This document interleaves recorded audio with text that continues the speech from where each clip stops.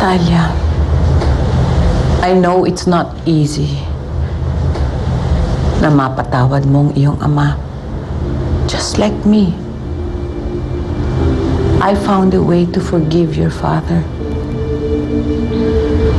Ma, nabuhay ako na wala akong ama.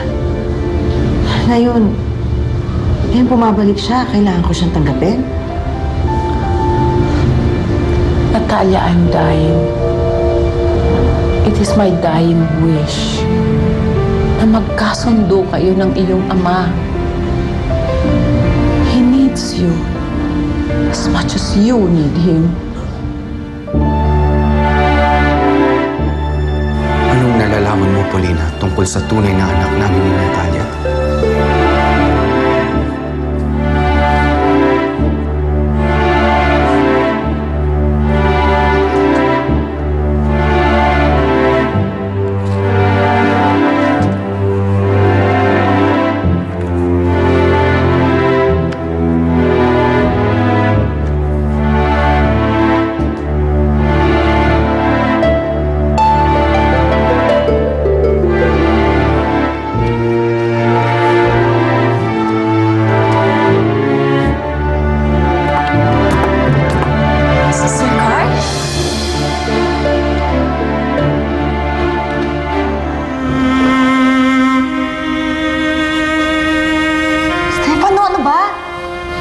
Sinkano!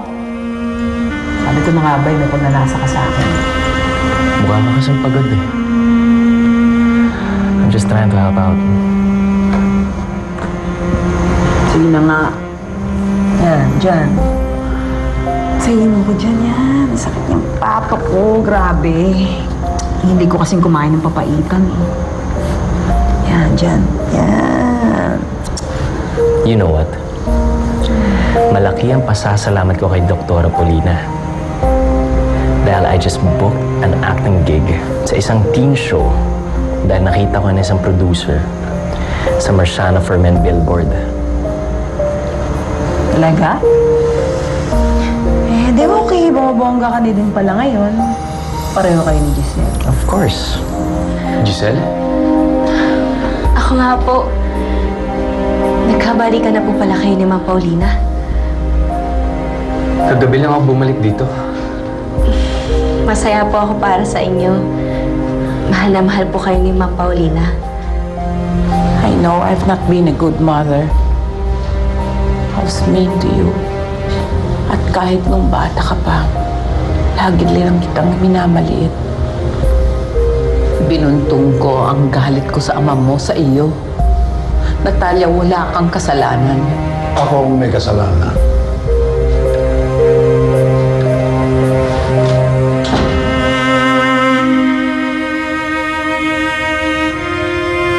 Kung hindi naging bunga ng kasalanan ko si Natalia, marahil ay hindi ganyan ang magiging pagtrato mo sa ating anak.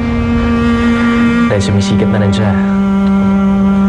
Dahil kung dumikit ako sa kanya, mahahatak ako sa pagsikat niya. Sinasabi ko na nga ba eh.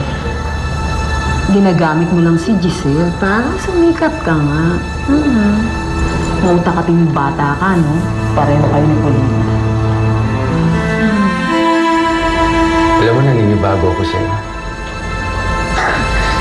Ibang-iba na itsura mo. Hindi naman po. Natanggal lang po yung peklat ko sa mukha. Si Ma'am Paulina din po yung tumulong sa akin. Oo nga eh.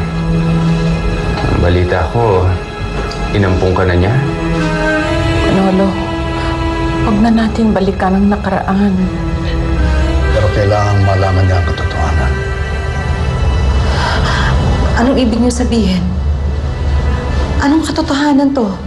Oo nga. I also want to know. Ano ba yung nangyari?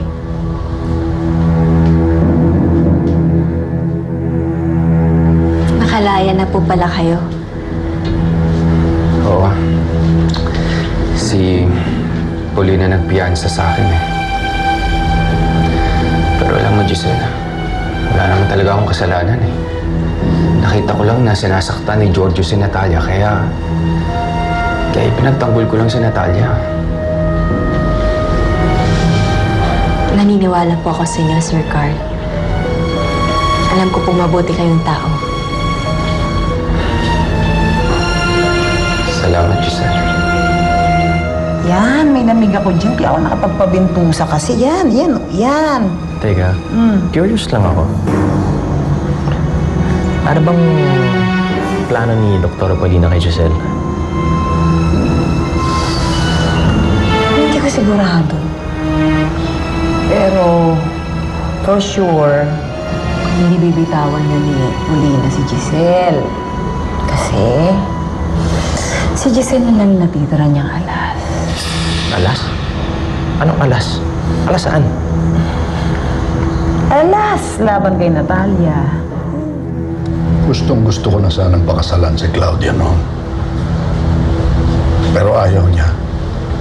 Dahil pareho kaming batang-bata pa noon. At marami pa raw siyang pangarap. Nang minsan nalasing ako, napagsamantalahan ko siya. Hindi niya ako ipinakulong. Dahil mahal din niya ako. Bagkus ay pinakasalan pa niya ako. Ikaw ang naging bunga ng pagmamahalang yan. Manolo, how could you do that to Claudia?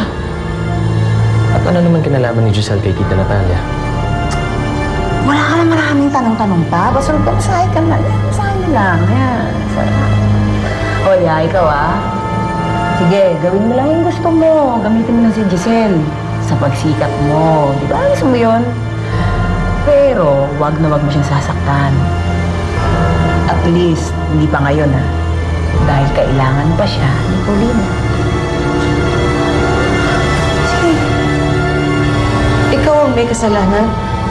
Kaya trinato ako ng mamang ganun. Hindi ko maintindihan anong klaseng tao ka. May ginawa ka bang tama sa buhay mo? Natalia, may kasalanan din ako kung bakit kita idinamay sa galit ko sa papa mo. Kasalanan ko yun. Natalia, kausapin mo ang anak mo ba? Huwag mo naman, Lolo. Mainit pa siya. Ako na munang kakausap sa pamangkin ko.